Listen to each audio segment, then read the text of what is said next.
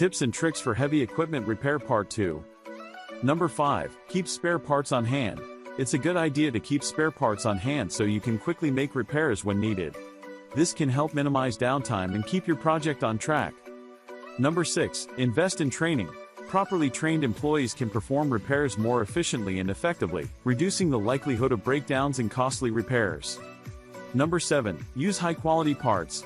Using cheap or low-quality parts can cause damage to the equipment and lead to more frequent repairs. Make sure to use parts that meet or exceed the manufacturer's specifications. Number 8. Pay attention to warning signs. These can include unusual noises, vibrations, or changes in the way the equipment operates. Addressing these issues early on can help prevent more serious damage to the machine. In conclusion, heavy equipment repair is an essential aspect of any construction project.